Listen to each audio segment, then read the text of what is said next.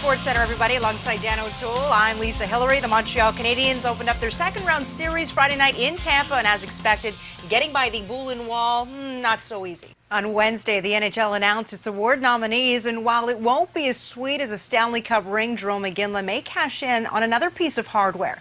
Iggy's up for the Hart this year. He was runner-up in the voting 2 years ago and narrowly lost out to Jose Theodore. Leafs winger Michael Renberg returned to the lineup last night after missing 3 games with a concussion, only to re-injure himself, suffering a strain to his left hamstring. Darcy Tucker is expected back in the lineup sometime this week. However, Ken Klee has not set a timetable for his return. Lisa Hillary, TSN, Toronto. St. Louis Blues forward Mike Danton and friend Katie Wolfmeyer were indicted Thursday on federal charges of conspiring and using a telephone across state lines to set up a murder. News from the prosecution Thursday said it was Wolfmeyer who allegedly introduced the would-be killer to Danton. Teammates with the St. Louis Blues have issued a statement saying Mike Danton's character has not been accurately portrayed, and they support their friend and will stand by him during this difficult time. Second period, Philly retakes the lead. Ragnarsson with a point shot that hits Nick Antropov, and it beats Belfour. That's his first of the postseason. 2-1 Flyers. Roberts trying to ignite Toronto. Wallpaper, Sami Kapanen. Then he takes a run at Ragnarsson.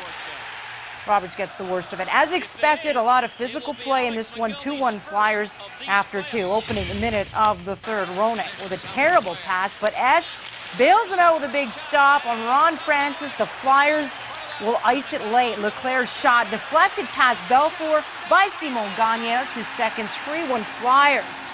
Gilbert said speculation that he and general manager Craig Button didn't get along wasn't true. He says it wasn't a bad relationship, but a business relationship. As for Button, he remains tight-lipped about a permanent replacement for head coach, only saying that he wanted someone in place as soon as possible. For now, longtime Flame employee Al McNeil, a former coach, takes over. Reporting for SportsCentre, I'm Lisa Hillary in Calgary. And let's go to Lisa Hillary now with Mark Bullrichter. How are preparations going for yourself and the Kansas City Chiefs? Excellent. I'm very excited, and I'm up here taking a little vacation here before we get going on training camp here in a month. Let's bring in Lisa Hillary.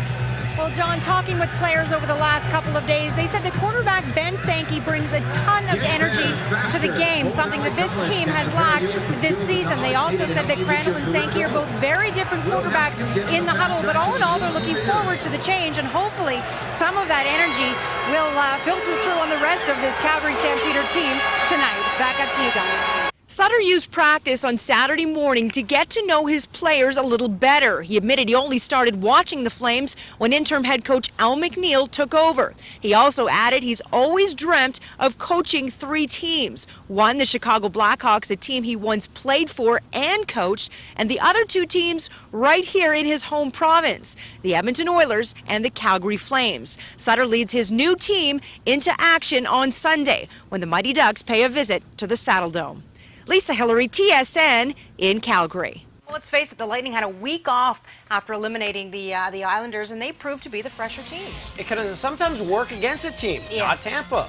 It'll be interesting to see what happens in Game 2. We're out of time. Take care, everybody. See you ya. soon.